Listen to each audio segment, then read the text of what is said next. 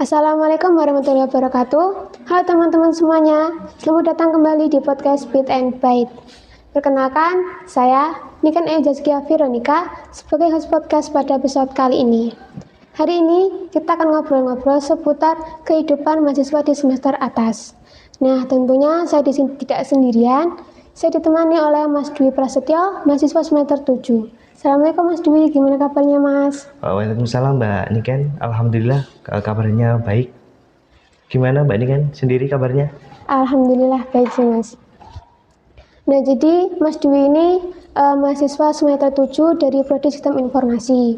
Nah Mas Dwi ini dari daerah Ngetos ya teman-teman, dari Desa Klodan. Jauh juga dong Mas kalau Ngetos? Alhamdulillah lumayan Mbak. Kalau dari rumah saya ke kampus itu ya kira-kira 30 menitan ya Mbak. Oh sama berarti saya juga 30 menitan lah kurang lebih. Rumahnya mana? Saya Tanjungan Om. Oh daerah kota ya? Enggak juga sih Mas. Tapi saya kira jalannya lumayan bagus deh ke sana. Kalau pegunungan itu kan memang naik turun ya, seperti itu. Jadi Mas Dwi, hari ini kita akan bahas seputar kehidupan mahasiswa di semester atas. Nanti kita akan bahas pengalaman Mas Dwi aja, kayak PKL, KKN, dan kehidupan Mas Dwi di semester sekarang. Boleh aja Mbak, silakan. Mas Dwi sekarang kesibukannya apa Mas? Kalau sekarang fokus di proposal skripsi sih Mbak. Gimana perasaannya Mas Dwi bisa sampai ke semester 7? Rasanya alhamdulillah sangat bersyukur ya Mbak, sudah bisa melewati dari semester 1 sampai juga 6. Mungkin dari semester 1 sampai 6 itu banyak sekali ya tantangan yang kita lewati, baik itu dari tugas-tugas. Ya, betul, Mungkin betul. banyak ya Mbak tugas-tugas di semester 1 sampai 6 itu. Kemudian kalau di semester 7 itu memang fokusnya di skripsi aja sih. Oh gitu, oke. Nah, kita bahas PKL dulu aja ya Mas, pengalamannya Mas Dwi di PKL nih. Dulu Mas Dwi PKL-nya semester 5 ya? Semester 5. Di mana itu Mas PKL-nya? Waktu itu PKL di Dinas Komunikasi dan Informatika Kabupaten Nganjuk Mbak, kebetulan. Wah, di Kominfo itu ya? Di Kominfo. Itu Mas Dwi nyari sendiri atau dari kampus? Waktu itu memang dari kampus itu ada rekomendasi ya, ada rekomendasi PKL-nya mau kemana gitu. Kemudian juga ada juga yang cari sendiri. Nah kebetulan itu waktu itu saya ada rekomendasi dari dosen untuk ke Kominfo. Nah kemudian saya dan teman-teman itu observasi ke Kominfo, kira-kira apa aja yang kita butuhkan di sana, seperti itu. Kalau seumpama mau nyari sendiri itu ada ketentuannya nggak sih Mas, tempatnya itu harus kayak gimana? Kalau sistem farmasi itu bebas ya Mbak? Lebih di mana aja berarti? Mungkin di sekolahan pun bisa, di perusahaan bisa, atau di institusi pemerintahan juga bisa. Mungkin kalau saya dulu Mbak ya, itu ada nggak proyek yang harus kita kerjakan di sana? Oh, yang penting nyari proyeknya. Iya, yang penting ada proyek di sana, kita bisa masuk untuk PKL seperti itu. Dulu Mas Dwi di sana sendiri atau ada kelompoknya? Kebetulan kemarin itu ada 5 anggota kelompok Mbak. Nah, terus menurut Mas Dwi sendiri nih, dari pengalaman PKL-nya itu di PKL itu ngasih kita pelajaran tentang teknis atau lebih ke dunia kerja? Kalau ditanya mengenai pengalaman teknis atau dunia kerja ya Mbak, saya kira 50-50. Di dunia teknisnya mungkin kita tahu nih kerjaan apa-apa aja yang ada di Kominfo itu. Kemudian untuk pelajaran nyatanya mungkin kita tidak jadi rasa tanggung jawab karena ada proyek itu tadi yang harus kita selesaikan. Kemudian karena berbasis proyek ya kemarin itu PKL-nya kita sering meeting juga dengan atasan. Jadi proyeknya itu harus seperti apa, pengelolaannya seperti apa, seperti itu Mbak. Banyak meeting juga. Jadi kayak ikut kerja gitu ya di sana? Betul sekali. Berapa lama sih Mas PKL-nya itu? Waktu itu PKL-nya cuma 1 bulan Mbak. Cuma 1 bulan? 1 bulan. Oke. Nah, dari pengalaman Mas Dwi nih selama 1 bulan PKL, tantangan apa yang dihadapi Mas? Tantangan. Saya kira dalam suatu hal itu mesti ada tantangannya ya Mbak. Ya. Kalau saya kemarin itu saya kira tantangan yang saya rasakan itu memang di manajemen waktunya. Manajemen waktu. Karena memang waktu PKL itu kan ada agenda-agenda ya yang harus kita ikuti. Kita bantu-bantu di sana, mungkin dari pagi itu kita bantu nyiapin buat pamflet di acara rekaman Ersal. Kalau Mbak tahu itu Radio Suara Anjuk Ladang, tahu iya, kan? tahu, Nah, tahu, di situ tahu. kita bantu-bantu di situ. Kemudian agak siangnya lagi kita bantu itu rekap branding organisasi perangkat daerah. Oh, berarti emang apa ya, lebih ikut kerja banget gitu ya? Lebih ikut kerja banget. Kemudian setelah itu siangnya siaran. Tadi kan Siaran. paginya Oh, ya, nyiapin pamfletnya buat siaran. Sekarang siangnya Siaran. jam 11 itu kalau nggak salah kemarin kita siarannya. Jadi kita yang nyiapin seperti itu. Oh, nggak ikut siaran tapi? Nggak, kita yang nyiapin aja. Kenapa nggak ikut siaran, Mas? Karena ya kita kan SI ngoding ya. Kalau disuruh nyiapin, saya kira agak nyambung, tapi kita belajar di situ. Oke. Mungkin terus habis itu istirahat. Setelah istirahat kita baru ngerjakan proyeknya kita. Oh, gitu. Soalnya saya bilang tadi manajemen waktu. Jadi kita juga mikir di dalam 1 bulan itu proyeknya juga harus selesai kan, seperti itu. Wah, iya sih. Terus bentar lagi kan angkatannya Mas Abi dan kawan-kawan kan juga bakal PKL ya, Mas. Nah, mungkin ada tips dari Mas Dwi agar mereka nggak kaget ketika menerima tantangan tadi, menghadapi tantangannya. Mungkin tipsnya Mbak, kalau baru masuk PKL itu mungkin jangan sampai kalian itu malu bertanya. Jangan sampai pekerjaan yang kalian lakukan itu nanti salah karena kalian malu bertanya. Oh, gitu. Iya gitu. Yang kedua mungkin adaptasi dengan lingkungan tempat PKL yang kalian pilih itu. Mungkin cari tahu nih gimana perilaku-perilaku yang harus dilakukan di tempat PKL-nya itu tadi. Oke. Nah, kita udah bahas PKL nih, lanjut ke KKN ya, Mas ya. Oke, KKN. Kita KKN dulu semester berapa? Kalau KKN itu di semester 6 Berapa lama? akhir. Oh, semester 6 akhir. Jadi semester 6 kita libur itu kita manfaatkan untuk KKN. Berapa lama waktu itu, Mas? Waktu itu KKN-nya cuma 1 bulan aja, sama kayak PKL. Dikit banget berarti ya? Tapi kayak sampai 2 atau 3 bulan gitu. Nggak tahu. Aturan kampus. Oh, waktu itu 1 bulan aja. Iya. Di mana, Mas? Waktu itu di Desa Rejoso, Mbak. Desa Rejoso itu nih, yang apa? Daerah Sukamoro itu kan ke mana itu? Ke utara ya? Bukan. Iya, sekitar itu kan? Iyalah, mungkin sekitar itu. Iya ke sih, Mas. Rejoso itu daerah situ nggak sih? Sukomo. Iya. Oke. Nah, waktu pertama kali Mas Dwi ke sana itu ada apa namanya, kesan nggak? Kayak mungkin ada perubahan gitu dari awalnya di gunung tiba-tiba di Rejoso yang panas banget. Betul sekali Mbak ya. Yang saya bilang tadi, memang saya kan rumahnya di pegunungan ya Mbak. Di pegunungan kemudian harus KKN di Desa Rejoso. Itu saya kira sangat kaget, saya kira apalagi di cuacanya. Kalau di pegunungan itu biasanya kan memang dingin, di sana itu panas banget memang. Jadi kita harus adaptasi lagi tuh. Biasanya dingin kok malah panas kayak gitu. Kan KKN itu kelompok ya, Mas? Iya, kelompok. Anggotanya itu dari prodi yang sama atau beda? Untuk anggota kelompok itu campur Mbak. Jadi ada yang dari sistem informasi, teknik industri, pendidikan, teknologi informasi. Untuk campur. Pembagiannya itu dari kampus atau milih sendiri? Untuk pembagian sendiri itu udah diatur sama kampus. Oh, kalau pencarian itu apa posko KKN-nya? Poskonya waktu itu saya sama teman-teman itu koordinasi sama desa, dicarikan sama desa. Oh, berarti ibaratnya sendiri lah. Ibaratnya cari sendiri. Nah, selama KKN 1 bulan itu proyek apa aja yang udah Mas Dwi sama teman-temannya laksanakan? Kalau ditanya proyek ya Mbak, kemarin itu banyak sekali proyek yang kita lakukan.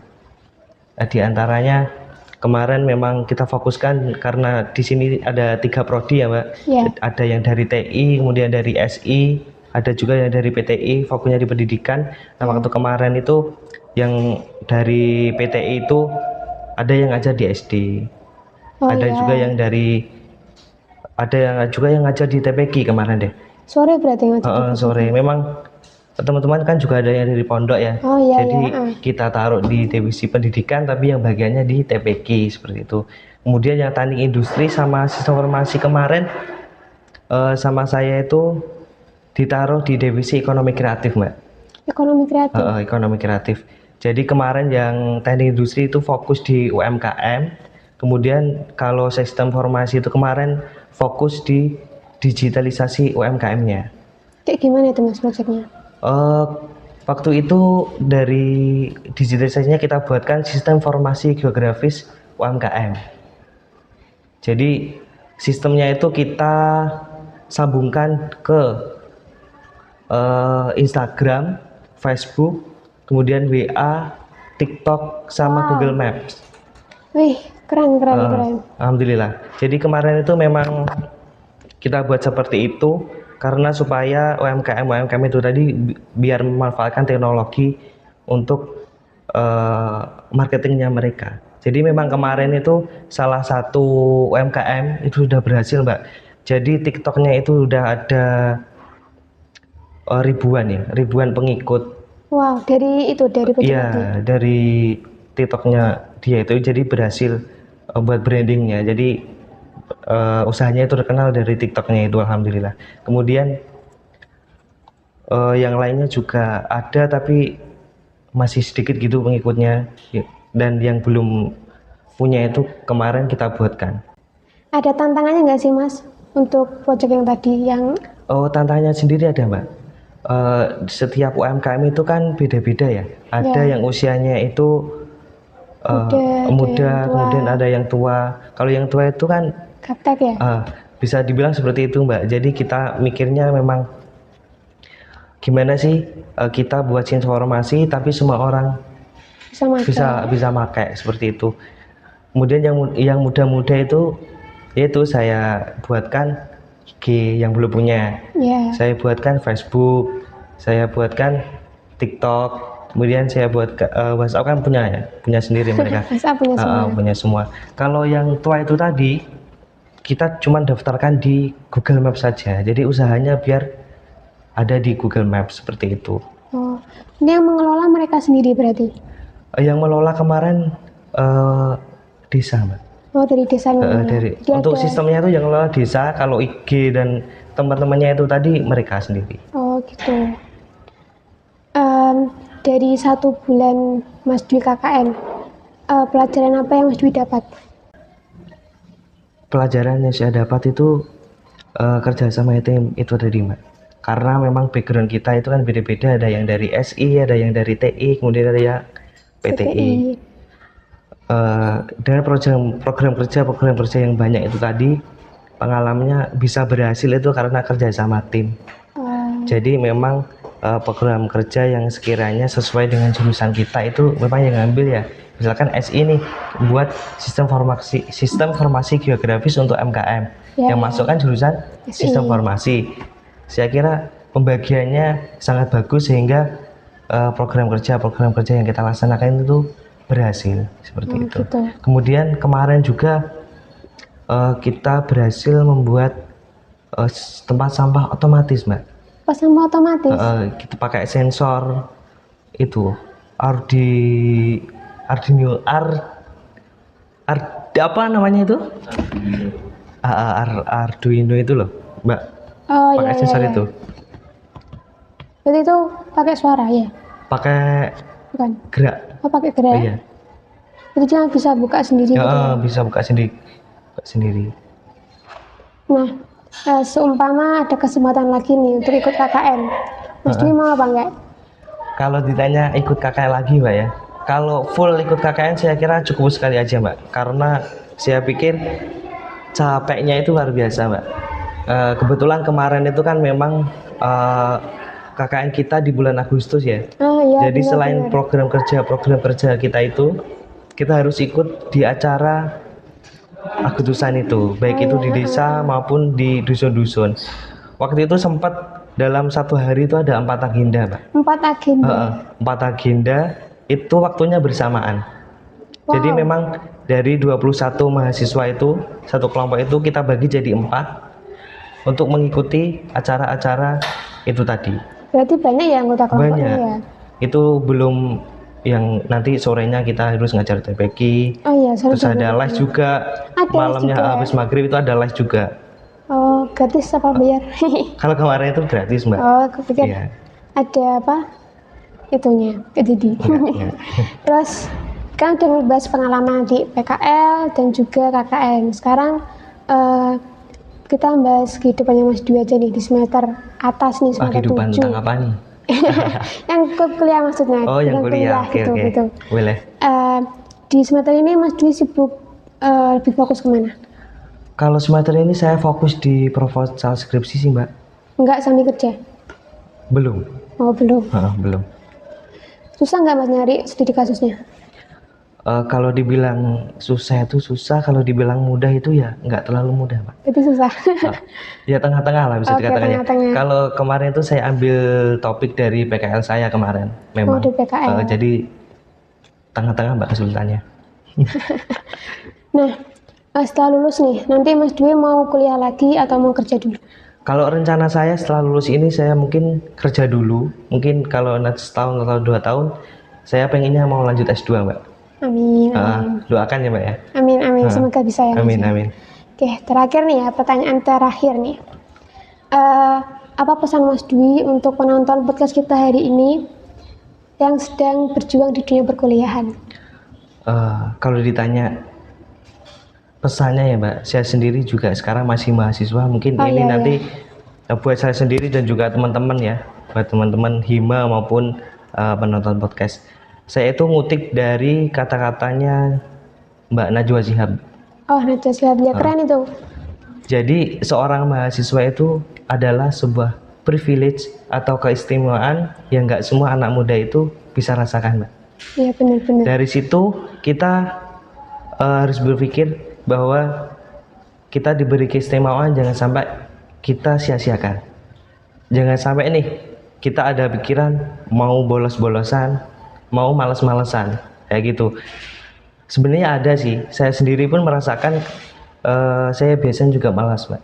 Tapi gimana rasanya kita itu supaya biar nggak malas? Kalau saya itu biasanya buka-buka IG itu kalau lagi saya malas ya. Sama aku juga, Mas. Sama kan? Pernah nggak ngelihat orang ternyata mereka itu kehidupannya lebih hancur daripada kita, tapi mereka nggak berisik. Oh iya, tahu. Bahkan kitanya kan kalau boleh dibilang sehat ya, sehat, kalau jalan itu ya mulus-mulus aja. Bahkan di IG itu saya lihat itu ada seorang kakek-kakek jalannya udah, tau lah ya jalannya kalau kakek-kakek itu, kemudian masih jualan kerupuk. Dari situ wah, kita tuh sebagai kayak gini kan nggak boleh tuh malas-malasan. Intinya kalau kita lagi malas, tengok yang lebih, tengok ke bawah, ada yang lebih menderita daripada kita. Kayak gitu.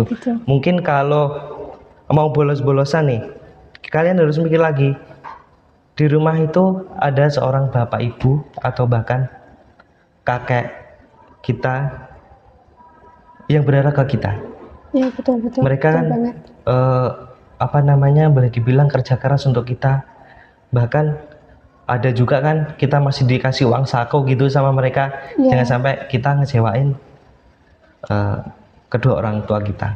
Dan terakhir mungkin harus tetap semangat, Mbak. Seperti itu sih, Mbak, pesan-pesannya. Oke. Nah, nggak kerasa waktunya udah habis. Nah, semoga pembahasan kita hari ini bisa bermanfaat bagi kita semuanya. Amin. Terima kasih buat Mas Dwi dan mau berbagi pengalaman dan meluangkan waktunya. Sama-sama, Mbak. Semoga cerita dari Mas Dwi ini bisa memotivasi kita semua. Dan untuk para penonton podcast, tetap semangat. Nikmati aja prosesnya, karena setiap fase perkuliahan itu memiliki cerita dan pelajaran masing-masing. Saya, Niken Elzazkia Veronica, pamit undur diri. Wassalamualaikum warahmatullahi wabarakatuh.